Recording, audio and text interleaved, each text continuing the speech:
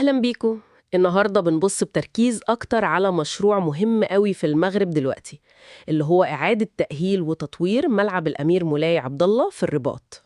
أهلا بيكي.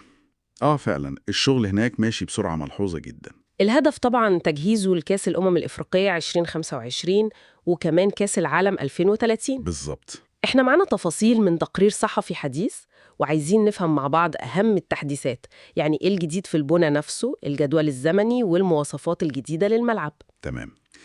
لو نبدأ مثلا بالسقف الجديد، ده يمكن من أكتر الحاجات اللي شكلها اتغير. شكله مختلف تماما في الصور. الهيكل المعدني الضخم بتاعه خلاص اتركب كله.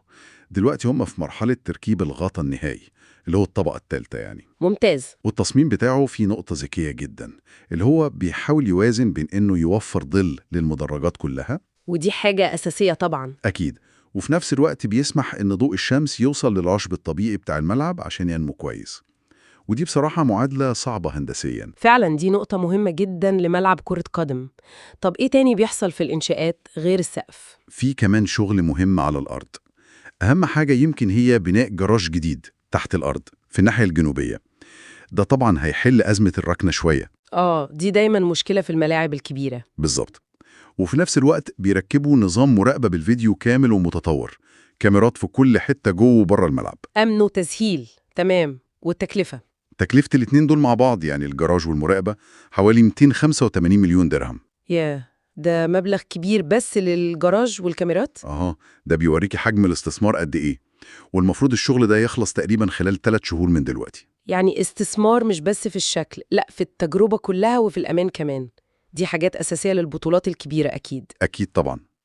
طيب، مع السرعة دي كلها في الشغل، هل المشروع ماشي على الجدول الزمني اللي كان محطوط له في الأول؟ بصي، دي نقطة مهمة فعلا. رغم إن وتيرة الشغل سريعة وباينة للكل، التقرير بيقول إن الميعاد الأصلي للتسليم اللي كان مفروض يبقى مارس 2025 غالبا صعب يتحقق. يعني الميعاد الجديد المتوقع لانتهاء كل حاجة هو يونيو 2025. يونيو 2025، يعني بنتكلم في حوالي 3 شهور تأخير عن الخطة الأولية. تقريبا كده. وده ممكن يكون مفهوم في مشروع بالحجم ده والتعقيد ده، بس الأهم بقى يمكن هو الملعب نفسه هيتغير إزاي؟ إيه المواصفات الجديدة؟ التغيير الكبير قوي هيكون في السعة. عدد الكراسي هيزيد بشكل ملحوظ. أيوة، دي سمعت عنها. هيوصل لكام؟ من حوالي 53 ألف مقعد هيوصل ل 68,700 مقعد. ما شاء الله، يعني زيادة حوالي 15,000 كرسي. رقم ضخم فعلا.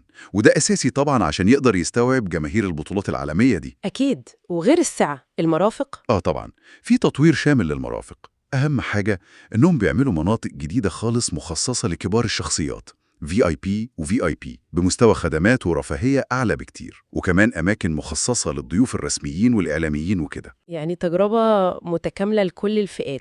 لفت نظري كمان في التقرير الكلام عن التصميم المعماري للملعب، إنه واخد شكل معين. بالظبط كده.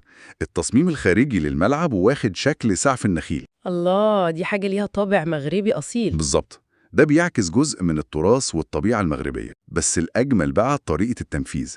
الفكرة التقليدية دي بتاعت سقف النخيل بتتعمل بتكنولوجيا حديثة جدا اسمها التصميم البارامتري. إيه التصميم البارامتري ده؟ يعني إيه؟ ببساطة كده، دي برامج كمبيوتر وخوارزميات معقدة بتقدر تحول الأشكال اللي واخدينها من الطبيعة زي سقف النخيل في الحالة دي لهياكل معمارية دقيقة جدا وممكن تتنفذ بكفاءة عالية. يا سلام، يعني دمج بين الأصالة والتكنولوجيا الحديثة قوي. مش بس شكل حلو، لا ده ترجمة لعنصر ثقافي بطريقة مبتكرة. بالظبط.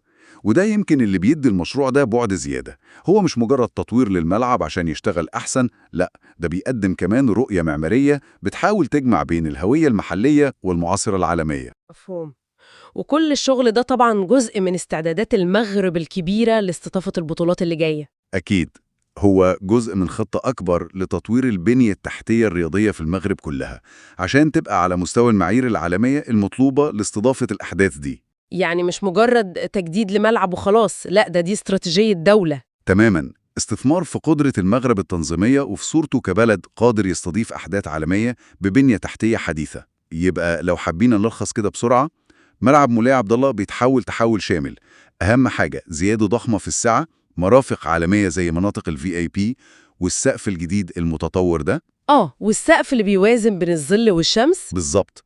ومع كل ده في لمسة تصميمية خاصة جدا بتستلهم التراث المغربي اللي هي سعف النخيل، وبتتنفذ بأحدث التكنولوجيا.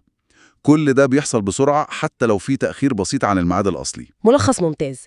وهنا ممكن نقف عند نقطة أخيرة نفكر فيها سوا.